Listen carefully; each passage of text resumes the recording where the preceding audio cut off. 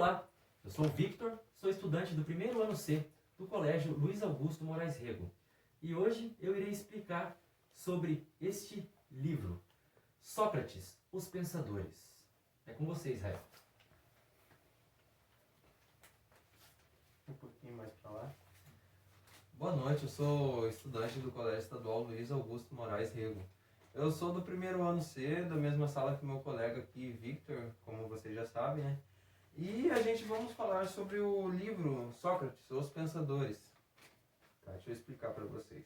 Há cerca de 2.400 anos antes de Cristo, um homem era condenado à morte por perguntar demais. Houve muitos filósofos antes dele, mas foi através de Sócrates que a filosofia verdadeiramente teve início. Para vocês verem que ele era um cara muito importante. Sócrates não estudou pelo fato de ser pobre e não ter recursos para pagar um professor, que na época era muito caro. Tipo, era fora de mão para ele, né? Que só os de alta classe tinham condições para ter acesso aos estudos. Exatamente como ele falou. Só os de alta classe que tinham condições financeiras para ter acesso aos estudos. Você sabe me explicar quem que eram esses de alta classe? Esses de alta classe eram as pessoas da elite, né? Da elite. Tipo, de uma condição a mais de vida, Sim. né? Sim, entendi. Exatamente. Tá, agora. Havia perto de Atenas um grande oráculo, um local aonde as pessoas iam para fazer perguntas. Como que eram esses oráculos?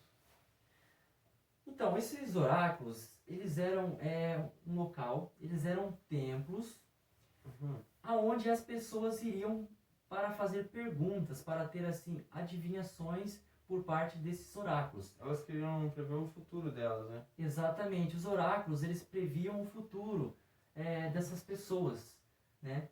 Sim, mas em si é o oráculo ou alguém que está dentro do oráculo para explicar como vai ser o futuro das pessoas? Não era as sacerdotisas, alguma coisa assim? Você pode me explicar? Então, os oráculos nada mais era que as sacerdotisas do deus Apolo. Ah, sim. Né? Havia perto de Atenas um grande oráculo, um local onde as pessoas iam para fazer perguntas. E no portal de entrada desse oráculo havia a seguinte frase muito conhecida e bem famosa na filosofia: conheça-te a ti mesmo. Era o famoso oráculo de Delfos, aonde as sacerdotisas do deus Apolo faziam adivinhações. Ah, sim. Eis que um dia, um amigo de Sócrates, chamado Quedefonte, ao chegar para fazer a sua pergunta ao oráculo, perguntou uma coisa não muito comum. Eu quero saber quem é o homem mais sábio de toda a Grécia. E a resposta foi: ninguém é mais sábio do que Sócrates. Mas por que Sócrates? Eis a questão. Por que Sócrates foi considerado o homem mais sábio de toda a Grécia? A questão é que Sócrates juntou dinheiro, o pouco dinheiro que ele tinha, para pagar para um professor, para ministrar uma aula a ele. Então foi assim como ele fez. E quando ele foi ter uma aula com esses professores da época, ele percebeu que o conhecimento desses professores não era um conhecimento puro e verdadeiro que vinham deles mesmos. E como que era o conhecimento desses professores?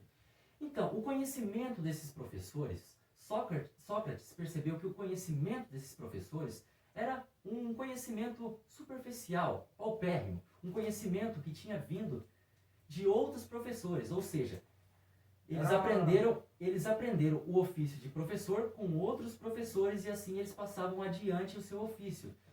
Era mais alguma coisa repassada, né? E Exatamente. Sócrates era puro, veio dele mesmo. Sim, o conhecimento de Sócrates era um conhecimento puro, assim como Israel disse, um conhecimento que vinha dele mesmo.